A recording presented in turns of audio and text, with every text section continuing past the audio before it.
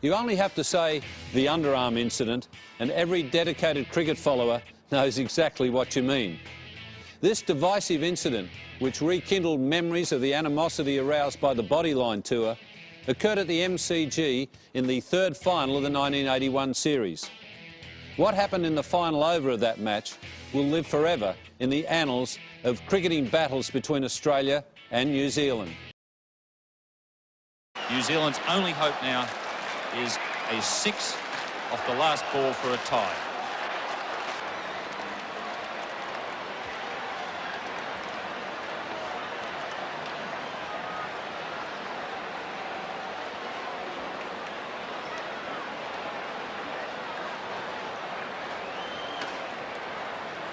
Long discussion. Well, it looks to me as if they're going to bowl underarm off the last ball. Rod Marsh is saying no, mate, but I'm sure he's going to bowl an underarm delivery on the last ball and bowl it along the ground and be sure that it has not been hit for 6. The umpires have been told, the batsmen have been told, and this is possibly a little bit disappointing. Let's make sure it is an underarm, but I've got the feeling as an ex-Victorian skipper, they're going to bowl an underarm. Have you ever believed it? And that's a disappointing finish. Disappointed Brian McKechnie, the crowd boo. And it's all over. After 50 overs, New Zealand 8 for 229. Well, that's disappointing. Bruce Edgar saying, what's going on? I'm very disappointed, Bruce Edgar. At the moment, Coward's coming onto the field.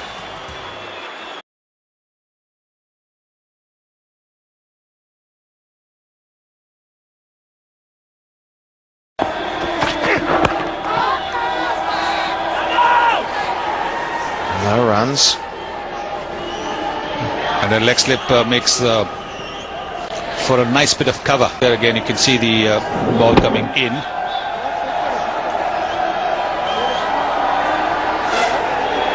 Is that allowed? I don't know whether you're allowed to do that. I think the umpires are conferring on that. To stop it? I think it comes under unfair play as well. It's given a penalty of 5 runs.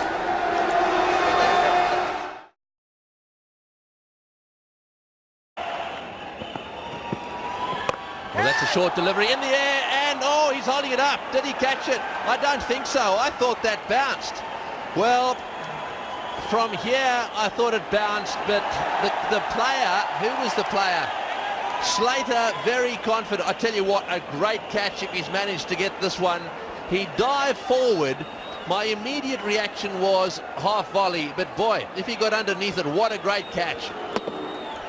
Well, it was a long hop from Fleming, and Slater thinks there that it's coming to him comfortably. Well, that's very, very difficult to tell. If Slater did get his fingers under it at first, the ball appeared to me to touch the ground before he actually had control of it. That is absolutely ridiculous of Michael Slater, because it's got nothing to do with Slater now. The decision has been made and he's got to calm down.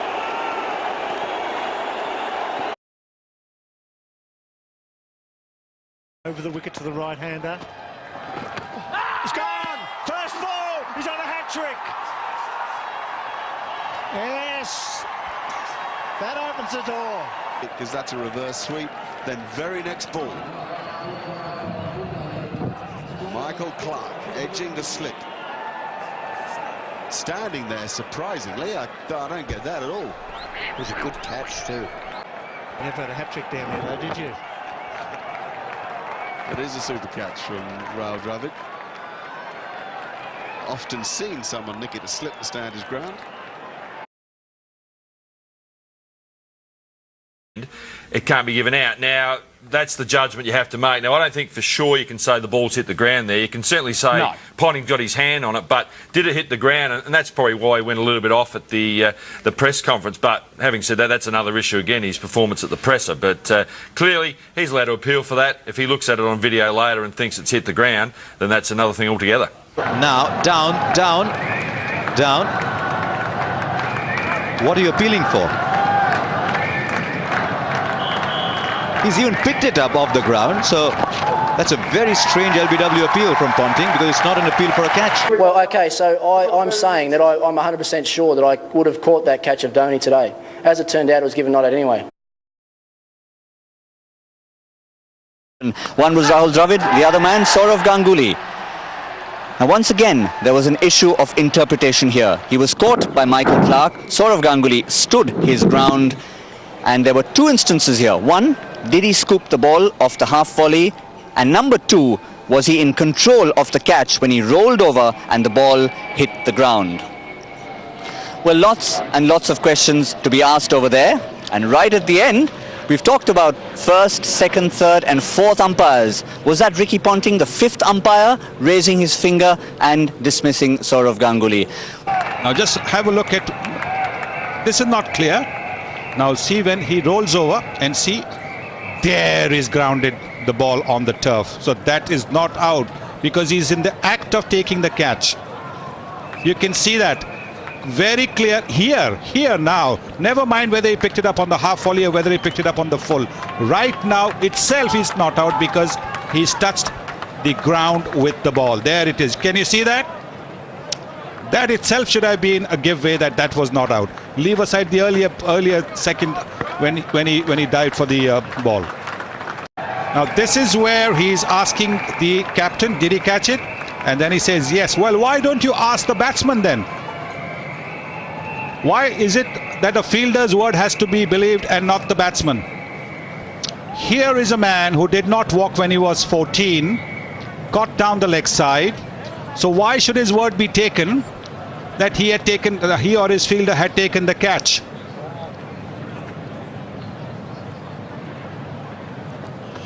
It cannot be that you are honest when you're fielding and not so honest when you're batting. That is why I do not agree with all this philosophy of checking with the fielder, and if the fielder says it's out, you've got to take your fielder's word. The same fielder as a batsman can stay his ground when he knows he's nicked the ball. This is the same man, Michael Clarke, who stood his ground when he was caught by Rahul Dravid yesterday. And the Indians had to really appeal very strongly before he was given out. That is nonsense, utter nonsense.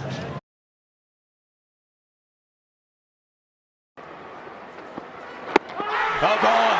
This looks dead. And Steve Smith's gone. He's going to have a chat with his partner. Look at the Indians, they're all fired up.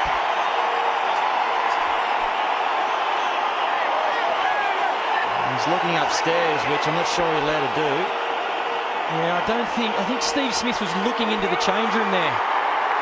Don't think you can do that. I think he's got to make a decision. Looks like he hasn't referred it. And Virat Kohli's not happy with that. He is not happy one little bit, Kohli. Stephen Smith may have been unaware of the ruling here, but you're not allowed to look upstairs for confirmation.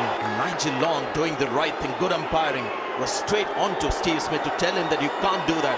He's looking towards the dressing room, trying to pick on some clues, because those guys are watching the monitor. They get a good look at what's happened, and he was looking for some support from the dressing room. But once Steve Smith looked up to his teammates to check, you see Virat Kohli sprint in, and the umpires come running in as well.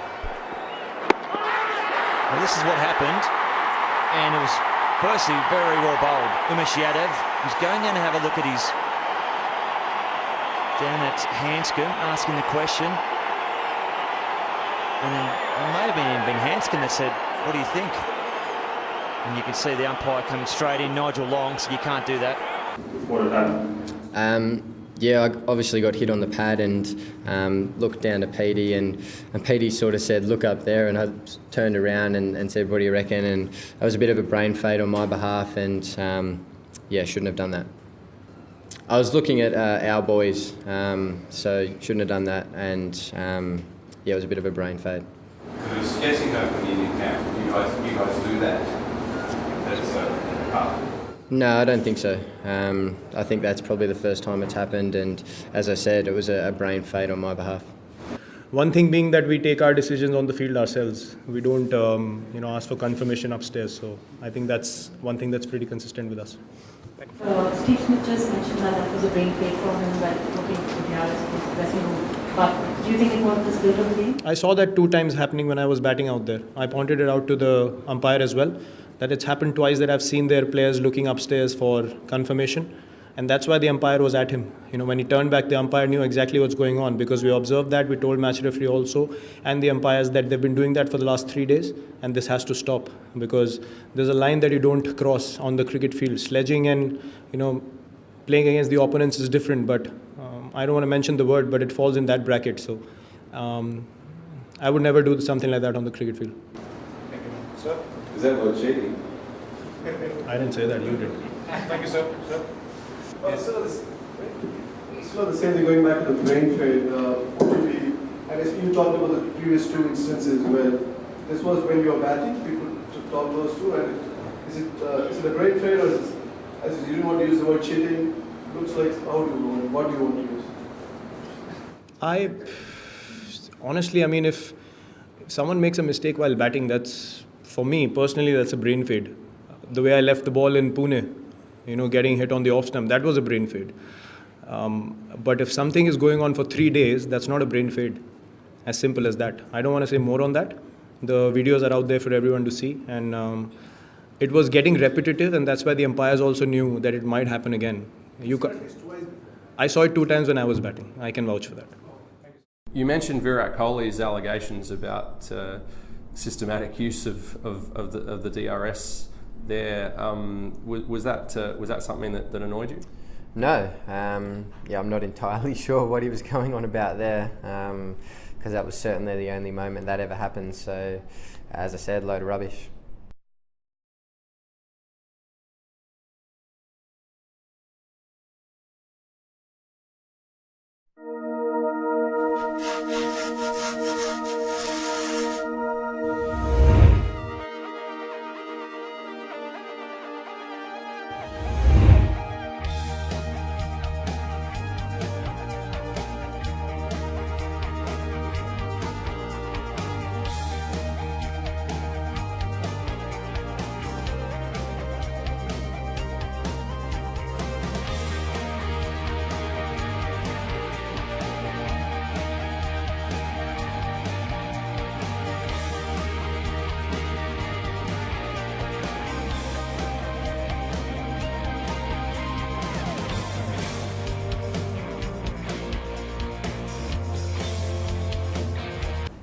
Bancroft was caught on camera placing a small object down his trousers during a match in Cape Town on Sunday.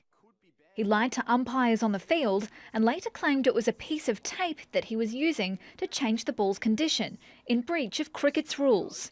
Cricket Australia's investigators have now revealed it was sandpaper.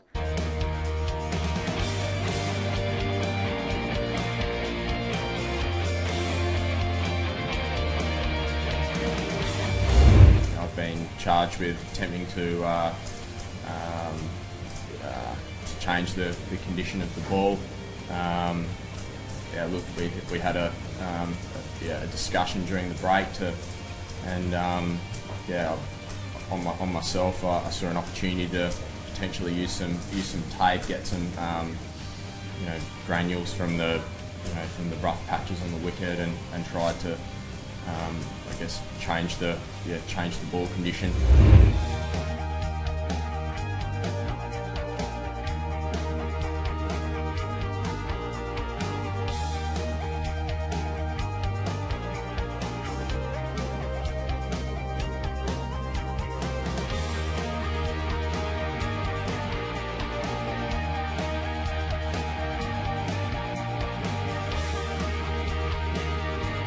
I think they're very sad and disappointed and remorseful for what has happened. People want to use their own words, but cheating is certainly one of them that is probably appropriate in the circumstances. We all woke up this morning shocked and bitterly disappointed by the news from South Africa. It seemed completely beyond belief that the Australian cricket team had been involved in cheating.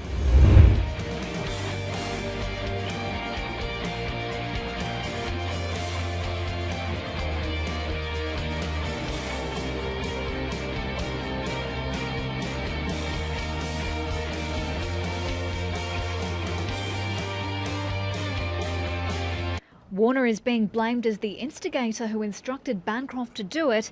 Smith's been charged with knowing about a potential plan and failing to stop it. There had been calls for Australia's coach Darren Lehmann to also be punished, but officials maintain he had no knowledge of the plan. I do, in Darren's defence, I do want to just clarify that specific matter, and I want to say that he sent a message to say what in the hell is going on.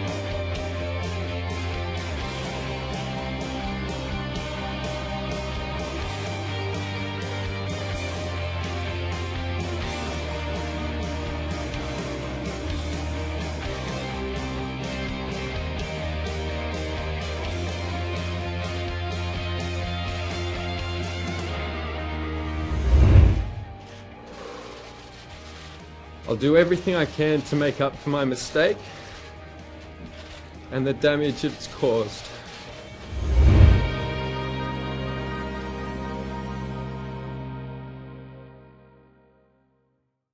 I mean, this has been a shocking affront to Australia. Even the Prime Minister has had an opinion in a country where cricket is the national sport, and the consequences may extend far beyond the three players.